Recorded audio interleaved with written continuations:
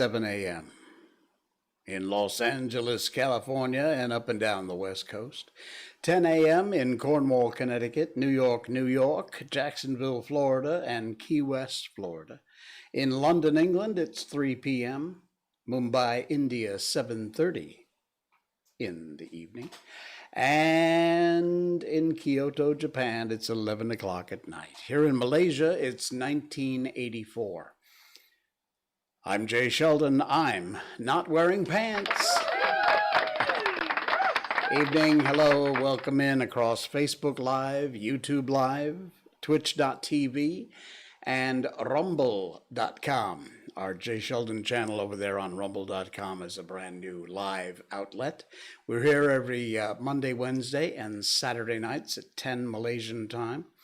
And also we are a podcast. The audio-only portion of our show goes out short time, minutes really, after we're done with the live stream video show. If you want to see any of the stuff that we talk about or my ugly mug, you can do that. All of our replays are on rumble.com, also on YouTube and Facebook, so you can check them out. Just subscribe. It's always free. There's no cost at all. If you would like to spend a very small little bit of your money, you can do that to help support the show and me at patreon.com/Jay Sheldon. Also, a tip of the hat and a hi to Debbie Wright, who does the podcast Never Too Late. You'll hear her little promotional announcement at the front of our show on our podcast, and we're doing a little cross promotion here, so we want to welcome you to go and check out Debbie's podcast Never Too Late. Very cool podcast, and give her a subscribe also over there in a download. All right, let's go, Brandon. Coming up on the show tonight, water everywhere, except when we really damn need it. I'll explain about that in a little bit. Also, an amazing story about a guy who went from, what was he? Street sweeper, and now he speaks 11 languages. Never make fun of the people who don't have what you would consider a prestigious job. In some cases, they're a lot smarter than you or me. All right, we'll get to that. Also, a friend of mine who I'm convinced is involved in the Squid Games. I'm almost sure of it. Right, JJ? We'll talk about that coming up in just a bit. Right now, though, it's time. Miko Update. Miko Update. Yes. These pictures, again, if you're listening to the podcast, sorry, go to rumble.com/Jay Sheldon. You can see the show. These pictures I took this afternoon about, 1, 2 o'clock, I think. This is the little lady. She's doing great. She's downstairs sleeping right now. I don't know why she's not upstairs in the bedroom in the aircon, because it's about 1,000 degrees here in Malaysia. It has been for the past week. It doesn't get any cooler at night. It's just oppressively hot. Obviously, when you're wearing a fur coat like this, it gets even worse. But she is such a mugger for the camera. She just posed perfectly. And let's see. Oh, there's the looking away shot. The staring into blank space shot. Nah, she's doing great, though. Thank you for those of you who have called or rather messaged or sent an email. If you want to email the show, by the way, you got suggestions, things to talk about, you want to make a comment about something, NoPants@jaysheldon.com. I read all your emails and I answer them all. JJ Cha has joined the group. JJ. Yeah, we're going to talk about you coming up in a little while here on the show. Right now, Miko Update. She's doing well. Everything is fine. It appears that her shedding season is mostly over. So she's actually a lot less hair scattered all over the house than we've had for the past 2 or 3 weeks. I think it's been unbelievable. But anyway, so she's well. She may pop into the show later on. She comes in here for some water we keep. And It's because she's a cool dog. Yes, I think you're right, Serena. Hello. Welcome into Serena Lee, our crazy friend there who keeps us in stitches most of the time and whose stuff I steal all the time for my show. I don't know if I've got anything from you tonight or not, but we'll see. All right, so just a quick update on the pandemic situation here in Malaysia. Oh, by the way, I got to tell you this before I get started. For those of you watching the video, the live stream, uh, I said this last stream, I'll say it again in case you missed it. I'm always honest with my audience. And those of you who are very perceptive may have noticed I'm missing a tooth. Went to the dentist, we had a little issue. I had to have a tooth removed. They are replacing it, but they couldn't do it immediately. So in the meantime, I'm trying to talk without opening my upper lip. It doesn't always work. So bear with it, okay? I know I look a little freaky with a missing tooth, but hey, it is what it is, and I'm just going to be upfront and honest with you about it. So there you go. All right, so we've opened up in Malaysia to most everywhere and everything. We assume because it just happened on Monday, people can travel within different states. There was a time here we couldn't even travel within districts. If you don't live in Malaysia, a district is kind of like a county within a state in the US. That's sort of what our districts are like. But now we can travel not only interdistrict, but interstate. So my guess is because this is the first weekend, a lot of people have been able to what we call balik kampong, which means go back to your hometown, pretty much paraphrasing. It's going to be nuts on the road. It's going to be crazy, crazy. If from KL, the main capital city, going north, south, east, west, it's just going to be crazy. The highways have been busy ever since really this week. It's only Wednesday, but they've just been insane, insane busy with traffic. Downtown KL, forget it. It's right back to like 2 years ago, before we ever heard of a word called COVID. Anyway, apparently, because things are getting better, our infection numbers are down, our death rates are down, our hospitalizations are down, everything we are thankfully headed into the other side of this thing. By the way, I saw people talking about the numbers and I made the post myself on my Facebook that said, the number is never going to be zero. It is never going to be zero anywhere on the planet. It will always be with us. We will never get rid of this thing. So, prepare for that. But you don't have to go nuts crazy. And if the damn media would stop with their fear porn, we could all get on with our lives a lot better. For example, these idiots at Astro Awani, which sadly is a horrendous excuse for a news channel here, among other things in Malaysia, just cannot give up with the fear porn. They think it gets them viewers. All you're doing, Astro Awani, is confusing people and making people panic and be afraid when they don't need to be. So because our numbers are down, of course, they have to twist the angle. And so now here's one of their headlines today. Ooh, positive cases around the world. America Syarikat, which is the US, of course, 44 million. India, 33, all this crap. It's like, Astro, seriously, just give it a break.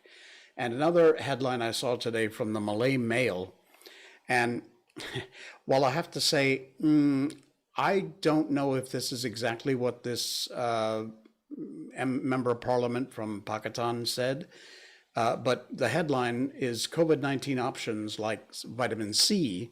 Pakistan MP tells the health ministry, don't be so quick to dismiss these cheaper options. I don't think it's an option.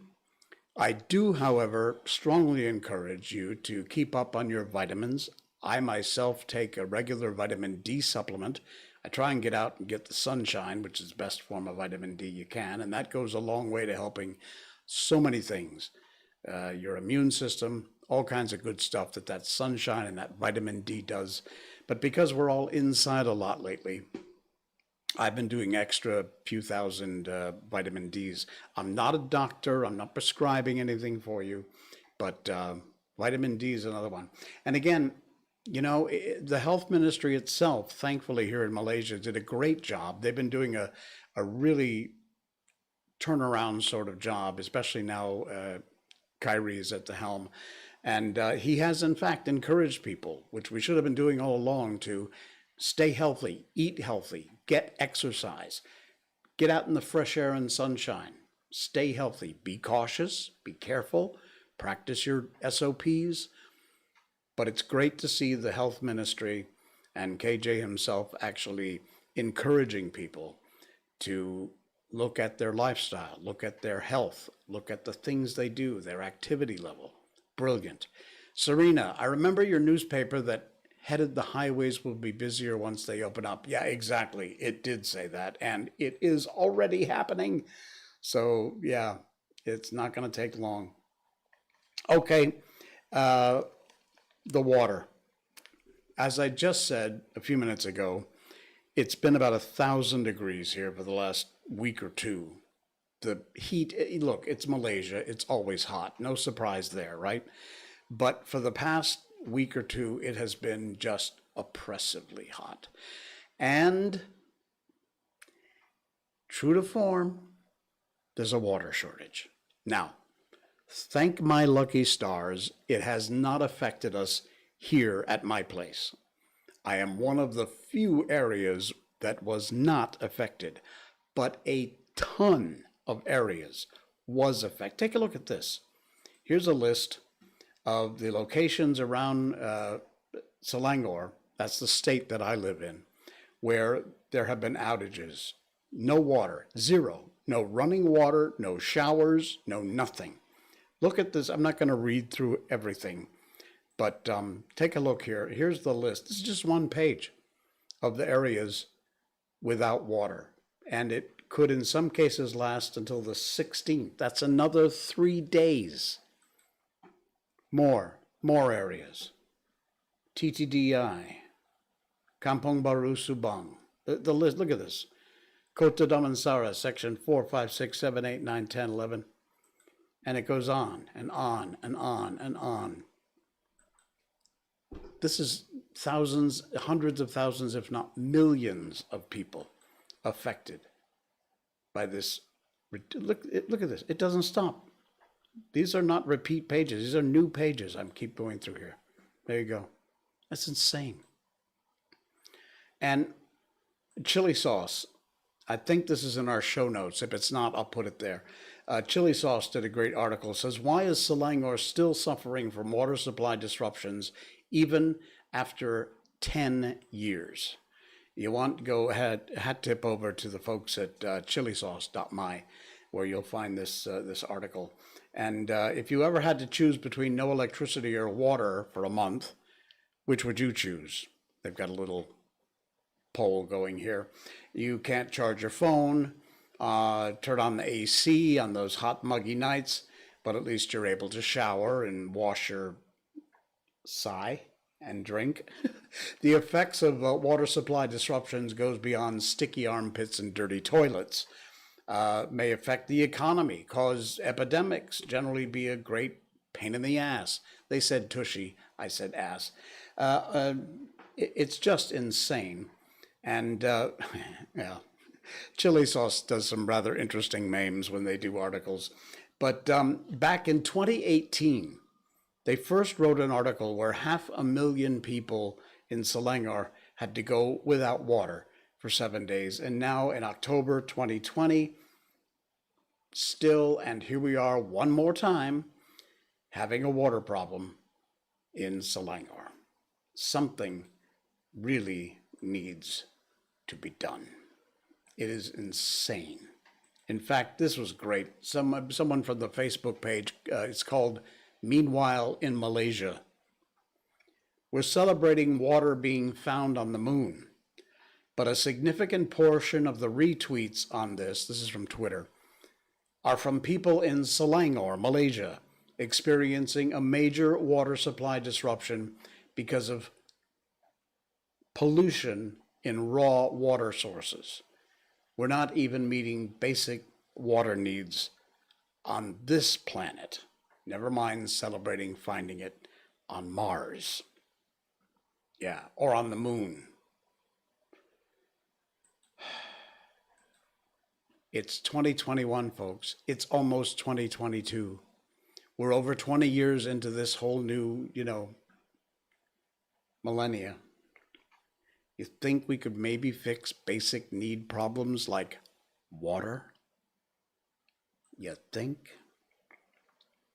Anyway, check out the article at chilisauce.my. It's an eye opener. It really is. All right, enough complaining about the serious stuff. It's time to move on to the fun stuff. I told you in my last stream that I gave up on Squid Games. I just think at this point in my life, that kind of excessive, ridiculous violence, I'm just not in the mood for it anymore. I like a good shoot 'em up, good Bruce Willis film. Matrix, I'm looking forward to the new one. But I don't know, Squid Games just didn't keep me engaged enough. Interesting storyline, interesting concept, but the violence was just so, look, and I'm not a prissy little, oh, it's too violent, believe me, I'm not. But it was just so gratuitous and unnecessary. And I just, at the scene where they had to cut up the cookies or cut out the shape from the cookies and then they started blowing everybody away, it was right at that moment I said, you know what, nah, I don't need this. So anyway, I gave up on it. But anyway, a lot of people haven't. It has become Netflix all-time #1 show. And true to form, Netflix actually is putting a promotion together. It's going on right now here in Malaysia at the Sunway Pyramid Mall. And these are a ton of pictures put up by John Coolidge over on Facebook. This is a public post. I don't share things that are not public. But these pictures are great. There's actually these guys walking around as part of the promotion. There you can see that red light, green light doll. It's not as big as it looks in this picture, but it is quite big. And there you'll see the promotions here on the side for Netflix Squid Games. Skid Games. They got stickers on the floors for the lines to go in and out. There's a little temperature monitoring thing here. You can see the camera. And when it's live, this actually is what they use to monitor people's temperatures who are coming in and out of the mall. Netflix Squid Games. There's setting up some of the stuff there. One of their banners. These are just models, just dummies. Well, then again, these might be dummies too. Yeah, you see, it's not small. This is almost what looks like life size with this doll. It's very cool. There we go. Doing a little touch-up paint. Strange as that looks. This is actually really, really well done. This promotion is incredible. There's some of the live characters. This is part of the Sunway Netflix promotional team, I assume. But this is insane. This is crazy. Look at this. Again, it's at Sunway Pyramid if you want to check it out. My video's not playing where? Serena says my video's not playing. Hang on. Let me check things out here and see what the problem is. I'm okay on Twitch.tv. Rumble's working. YouTube's okay. Facebook is the only one I haven't actually checked. But you know what? Facebook's been screwy lately anyway. Okay. Weird. Serena, it might be your connection. JJ says it's okay on his end. All right, I'm not going to worry about it. If we lose you on Facebook, because sometimes Facebook has been so screwed up lately, just switch over to twitch.tv, my YouTube channel, J Sheldon Malaysia. While you're there, please subscribe. And also rumble.com/J Sheldon. You'll find me over there. All right. You see these little remarks over here, right there. It's up on my video screen right now.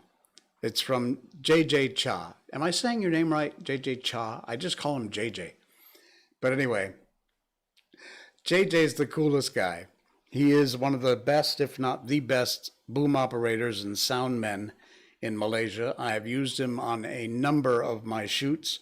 I will continue to do that, and because he's one of the best. Great to work with, a lot of fun, and I'm just going to share this. JJ, don't get mad at me. It's a public post. If it wasn't public, I wouldn't be sharing it, but I have to. Take a look at this. We just talked about the Squid Games. Huh? Yes. After winning all the games, JJ says, most of the money went to charity. I kept enough for myself to eat until my cheeks grew. Oh, and I got a haircut. Oh, man. This, honestly, JJ is, I believe he's Chinese and not Korean, which I assume the actor who is from Squid Games is. But if you take a look at these pictures, the similarity is remarkable. And I know JJ personally. As I told you, I've used him on my shoots. He's a great boom operator, a great sound man. And yeah, he really does. Look at that. He really does look like the guy from Squid Games. Again, it's just a little funny thing, but I had to share it when I saw JJ post this. Yeah, you know, if you let your hair grow out, JJ, and maybe get a little bit of a perm, so you've got the kind of little bit of curl in your otherwise pretty straight hair, I think you nailed it, pal. You're all done for your Halloween costume. You are set. A major. Oh man, nice job, JJ. Thank you for the entertainment. That was insane. He says I'm balding. It may not be possible. Oh yeah. Well, there's always a toupee. Do they still call them toupees? Men's wigs? I don't know. Anyway, you can do it, JJ. If this guy needs a stuntman or a stand-in, just have them call me. I will highly recommend you. Oh, man. That was fun. Hang on. Coffee break time. By the way, you see this? This is the Miko mug. There you go. It's got our show logo on the back. It's got Miko on the front. This is Miko merchandise.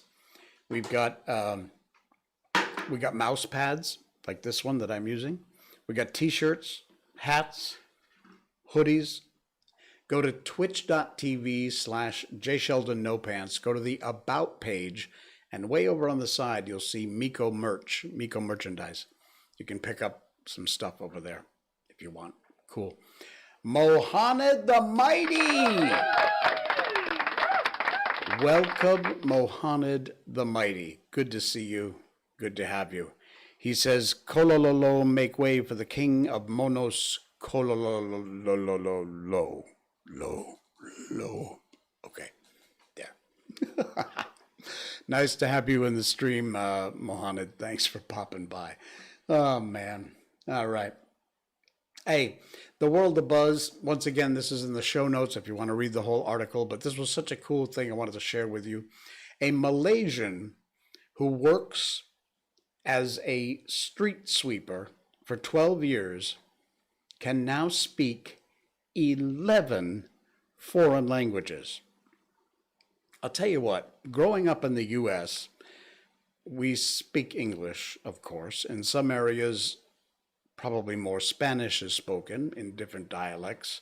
Cuban Spanish, Mexican Spanish, other places, different dialects of Spanish. But most people in general speak English. They'll learn a second language, maybe in high school, a little bit of French, Spanish.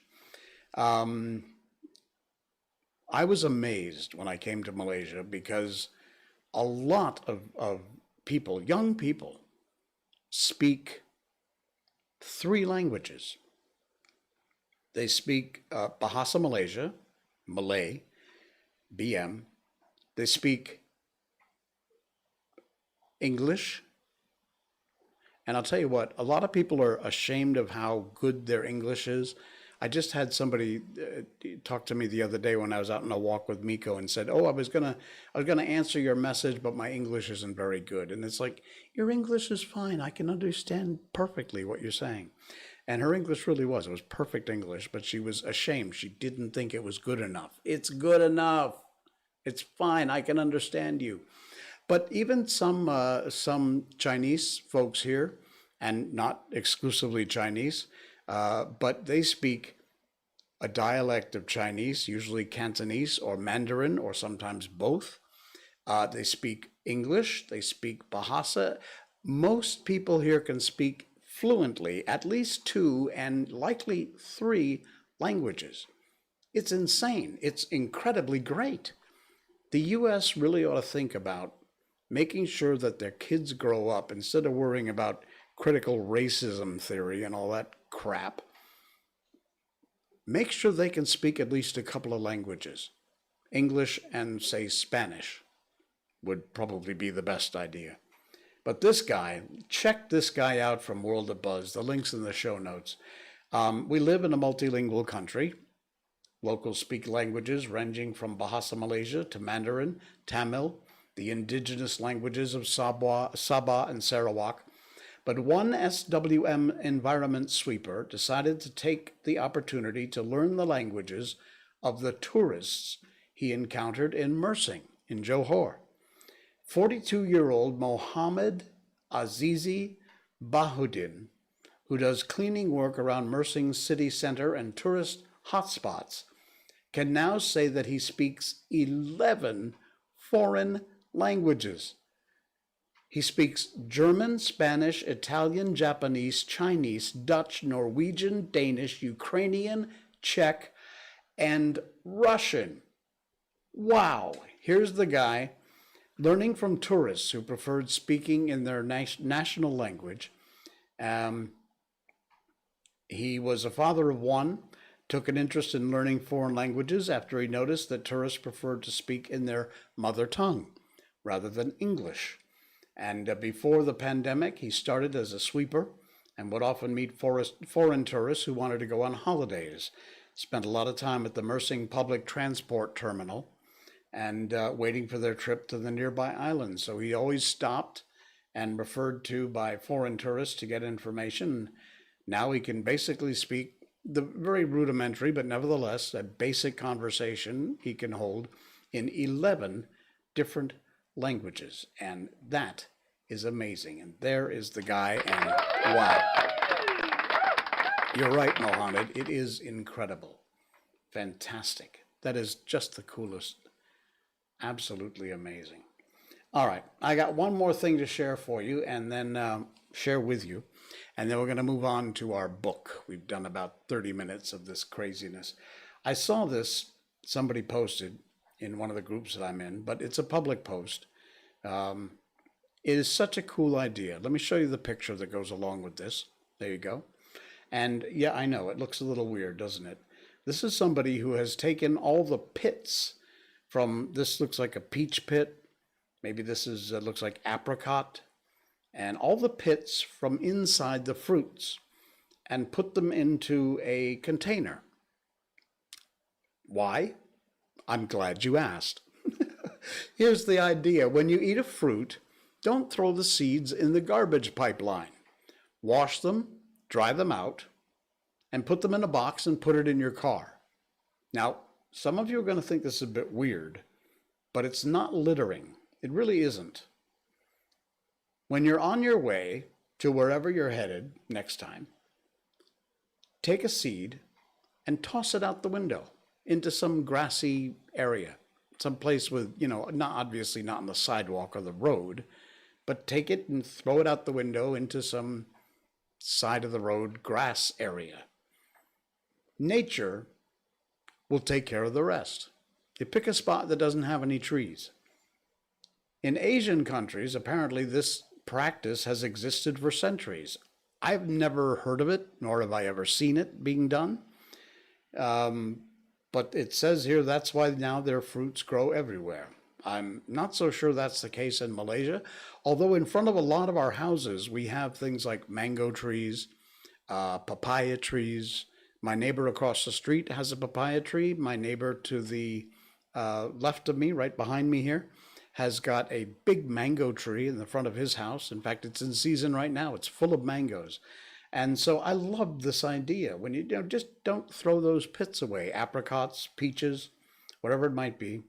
plums, wash them up, let them dry, and stick them in a box in your car. And then the next time you're at some place where you see some grass and you don't see any trees or anything, toss one out the window.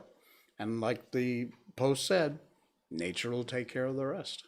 Next thing you know, in a year or two down the road, you'll be maybe eating your own peaches. Wait, that didn't come out right, did it? Yeah, never mind.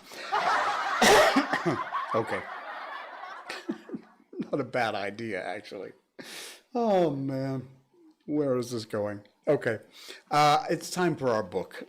Before we do that, I'll just encourage you one more time to help support the show at patreon.com/jsheldon if you'd like to sign up and give us a little support over there at Patreon. We also want to hat tip and say hi to the Gutenberg Project, gutenberg.org. That's where we get all of our books that we read, and we have done a ton of them. You will find them all on our YouTube channel, but you can only get access if you're a Patreon of Jay Sheldon over at patreon.com. At level 2, you get access to all of our books that have been cut out of the show and put into chapter form, all separated. We've done The Wonderful Wizard of Oz, The Little Prince, Peter Pan, you name it. We've done a ton of them. And right now we are doing H.G. Wells' The War of the Worlds. Why do I keep popping that one up? I don't know why that keeps coming up. It's so strange. Wait, okay. Wait, no, we don't want that one either. Although the Malaysian flag is pretty nice to see. Do we want that? No, we don't want that one. What is this one? Okay, cut that one out. How about this one?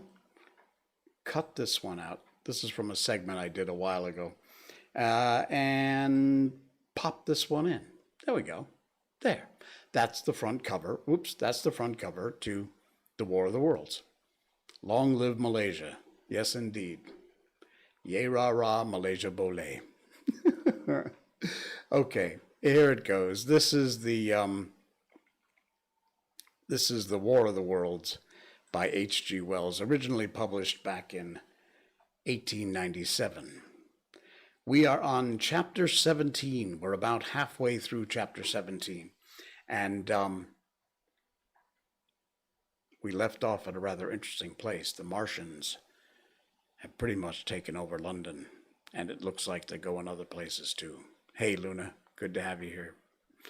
All right, chapter 17, part 2. At the sight of the sea, Mrs. Ethelstone, in spite of the assurances of her sister-in-law, gave way to panic. She'd never been out of England before. She'd rather die than trust herself friendless in a foreign country and so forth. She seemed, poor woman, to imagine that the French and the Martians might prove very similar. She had been growling, increasingly hysterical, fearful, and depressed through the 2 days' journey. Her great idea was to return to Stanmore. Things had always been well and safe at Stanmore. They would find George at Stanmore. It was with great difficulty that they could get her down to the beach, where presently my brother succeeded in attracting the attention of some men on a paddle steamer from the Thames. They sent a boat and drove a bargain for £36 for the three. The steamer was going, these men said, to Ostend. It was about 2 o'clock when my brother, having paid their fare at the gangway, found himself safely aboard the steamboat with his charges. There was food aboard, albeit at exorbitant prices, and 3 of them contrived to eat a meal on one of the seats forward. There were already a couple of score of passengers aboard, some of whom had expended their last money in securing a passage, but the captain lay off the Blackwater until 5 in the afternoon, picking up passengers until the seated decks were even dangerously crowded. He would probably have remained longer had it not been for the sound of guns that began about that hour in the south. As if in answer, the ironclad Seaward fired a small pellet gun and hoisted a string of flags. A jet of smoke sprang out of her funnels. Some of the passengers were of the opinion that this firing came from shoeburyness, until it was noticed that it was growing louder. At the same time, far away in the southeast, the masts and upper works of 3 ironclads rose one after another out of the sea, beneath clouds of black smoke. But my brother's attention speedily reverted to the distant firing in the south. He fancied he saw a column of smoke rising up the distant gray haze.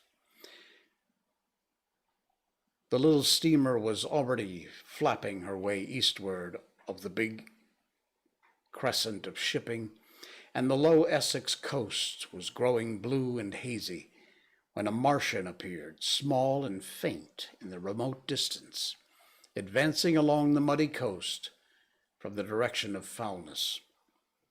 At that, the captain on the bridge swore at the top of his voice with fear and anger at his own delay, and the paddles seemed infected with his terror.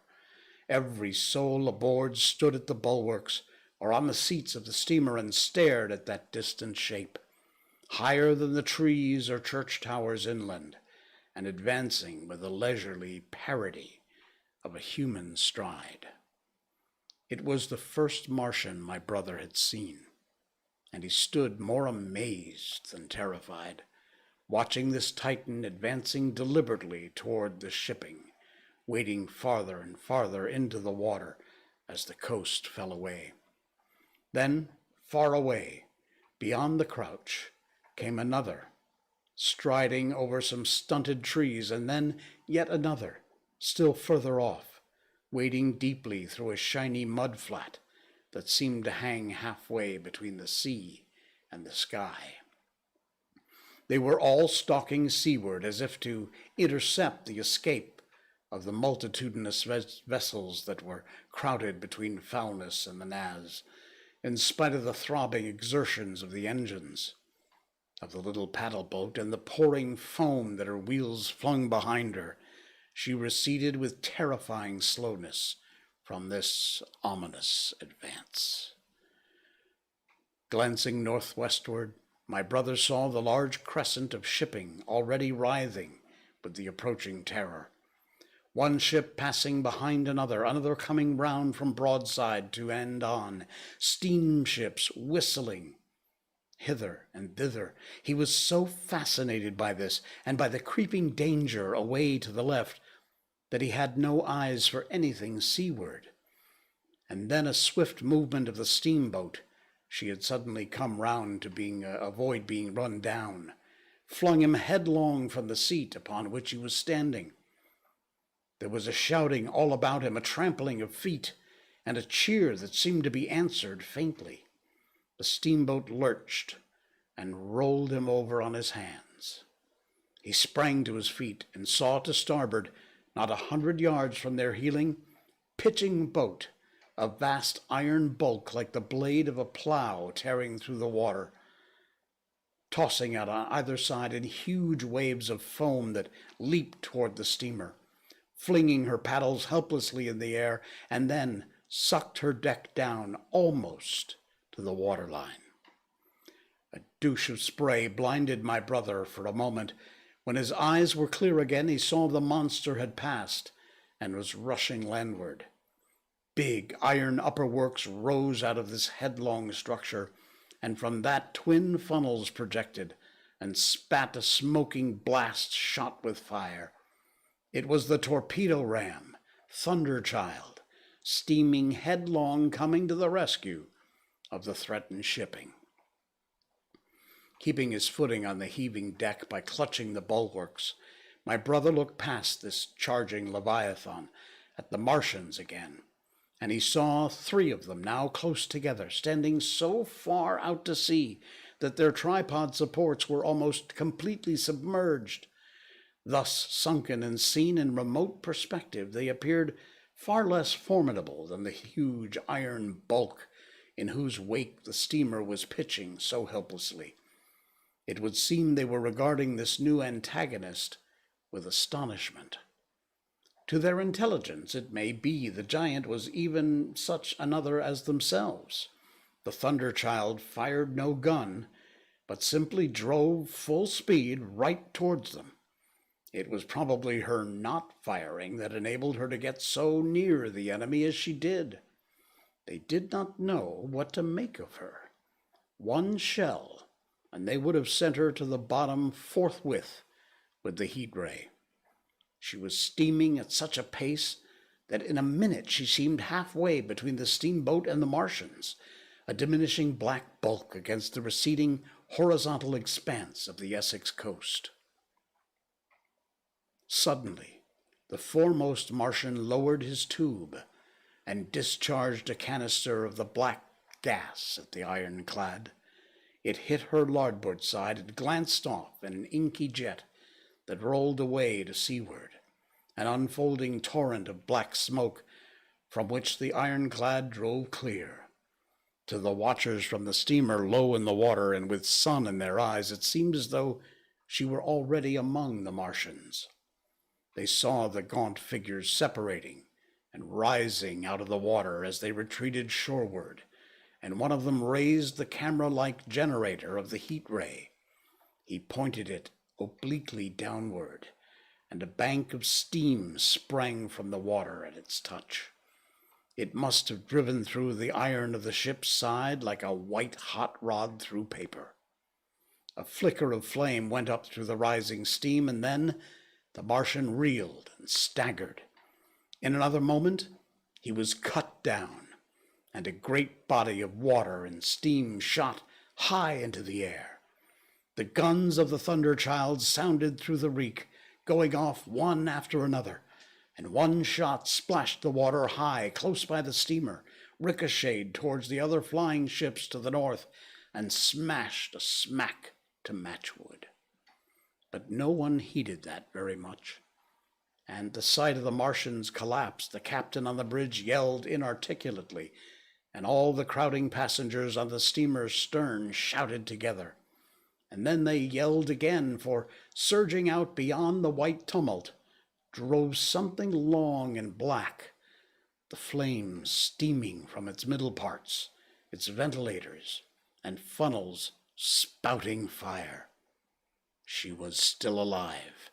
The steering gear, it seemed, was intact, and her engines working.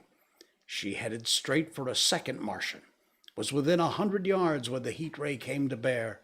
Then, with a violent thud, a blinding flash, her decks, her funnels leapt upward. The Martian staggered with the violence of her explosion, and in another moment, the flaming wreckage, still driving forward with the impetus of its pace, had struck him and crumpled him up like a thing of cardboard. My brother shouted involuntarily. A bolt tumult of steam hid everything again. "Two!" yelled the captain. Everyone was shouting. The whole steamer, from end to end, rang with frantic cheering that was taken up by first one and then all in the crowd multitude of ships and boats that was driving out to sea. The steam hung upon the water for many minutes, including hiding the third Martian and the coast altogether. And all this time the boat was paddling steadily out to sea and away from the fight. And when at last the confusion cleared, the drifting bank of black vapor intervened, and nothing of the Thunderchild could be made out, nor could the third Martian be seen. But the ironclads to seaward were now quite close, and standing in toward the shore past the steamboat. The little vessel continued to beat its way seaward, and the ironclads receded slowly towards the coast, which was hidden still by a marbled bank of vapor, part steam, part black gas, eddying and combining in the strangest way. The fleet of refugees was scattered to the northeast. Several smacks were sailing between the ironclads and the steamboats, and after a time, and before they reached the sinking cloud bank, the warships turned northward, then abruptly went about and passed into the thickening haze of evening southward. The coast grew faint, and at last indistinguishable among the low banks of clouds that were gathering about the sinking sun. And then, suddenly, Out of the golden haze of the sunset came the vibration of guns and a form of black shadows moving. Everyone struggled to the rail of the steamer and peered into the blinding furnace of the west. But nothing was to be distinguished clearly. A mass of smoke rose slanting and barred the face of the sun. The steamboat throbbed on its way through an indeterminable suspense. The sun sank into gray clouds. The sky flushed and darkened. The evening star trembled into sight. It was deep twilight when the captain cried out and pointed. My brother's eyes strained. Something rushed up into the sky out of the grayness, rushed slantingly upward and very swiftly into the luminous clearness above the clouds in the western sky. Something flat and broad and very large that swept round in a vast curve, grew smaller, sank slowly, and vanished again into the gray mystery of the night. And as it flew, it rained down darkness upon the land. And that's the end of chapter 17 from book 1. Book 2 begins on our next stream. Book 2 is called The Earth Under the Martians. Chapter 1, Underfoot. Wow. Dang. That's exciting. All right, folks. Amazing. Thanks for stopping by. Thanks for your subscriptions. Please hit like. If you're really being generous, hit share. Make a comment. Subscribe. Whatever it is, hit those buttons. Appreciate it. Patreon.com/JSheldon if you want to help support the show with a small donation. I will see you again on Saturday night for another I'm Not Wearing Pants live stream. For those of you who have downloaded and listened in on our podcast, thank you so much for doing that. And by the way, don't forget to check out our friend Debbie Wright and her podcast, Never Too Late. You can check that out right here on the same platform you're listening to I'm Not Wearing Pants podcast. Until Saturday, thanks, gang. I'm Jay Sheldon. I'm not wearing pants. Have a good night.